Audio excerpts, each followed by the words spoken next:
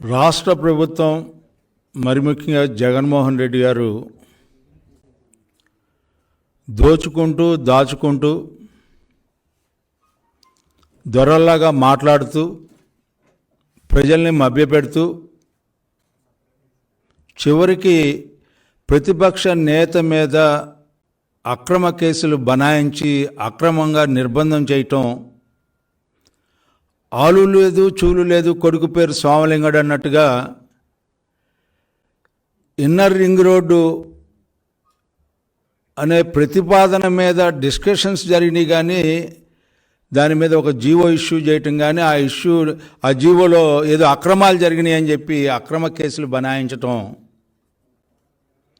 దానికి స్వయంగా మంగళగిరి శాసనసభ్యులు ఆళ్ల రామకృష్ణారెడ్డి గారు ఏదో జరిగిపోయింది, ఇక్కడ పెద్ద ఎత్తున అవినీతి పాల్పడ్డాడు మాజీ ముఖ్యమంత్రి చంద్రబాబు నాయుడు గారు అని చెప్పి హైకోర్టులో ఇంత చెత్త కేసు న్యాయశాస్త్ర పరంగా చూసినట్లయితే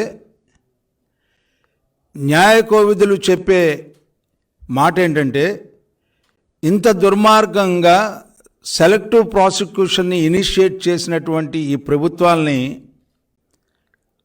ఏమనాలో అర్థం కావట్లేదు.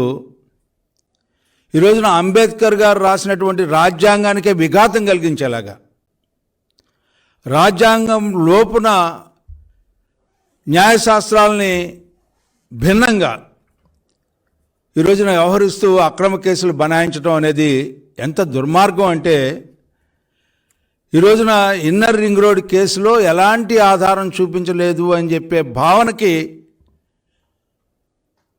న్యాయస్థానాలు వచ్చినాయి అంటే, మీరు అసలు ఏమి ఆలోచించి ఇలాంటి కేసులు పెడతా ఉన్నారు? దేనికి పెడతా ఉన్నారు?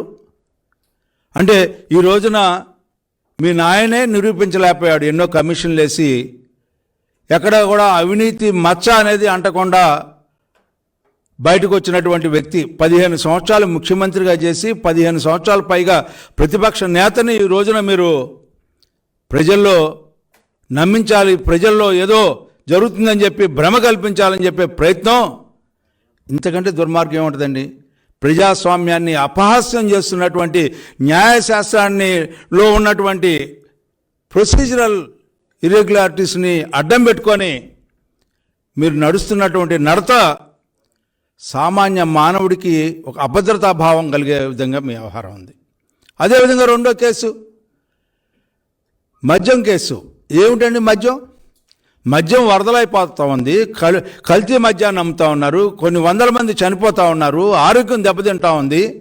అలాంటి మద్యాన్ని మీరు అమ్మిస్తూ బ్రూవరేజెస్ కార్పొరేషన్లో ప్రివిలేజ్ ఫీజుని ఇనిషియేట్ చేసే విషయంలో ముఖ్యమంత్రికి సంబంధం ఉందని చెప్పి ఒక పక్కన మంత్రి ఎవరి మీద అయితే మీరు బెయిల్కి ఆయన అప్లై చేసుకున్న దాంట్లో చాలా స్పష్టంగా ఎఫిడవిట్లో పొందుపరచడం జరిగింది, ముఖ్యమంత్రికి ఇందులో సంబంధం లేదు, అధికారులకేనో మాకే సంబంధం, ఫైల్ అనేది ముఖ్యమంత్రికి వెళ్ళలేదు అని చెప్పి చాలా స్పష్టంగా చెప్పినా కూడా మీరు అక్రమంగా ప్రతిపక్ష నేత మీద, ఆనాటి ముఖ్యమంత్రి చంద్రబాబు నాయుడు గారి మీద కేసు పెట్టారంటే మీ యొక్క ఆలోచన అందరికీ అర్థమవుతూ ఉంది. ఎవరన్నా బయట వ్యక్తులు ఎవరన్నా పెట్టారా? నష్టం జరిగిన వ్యక్తులు ఎవరన్నా పెట్టారా? ఇందులో ఎవరికి నష్టం జరిగిందని మీరు పెట్టారు? ప్రభుత్వానికి నష్టం జరిగిందా?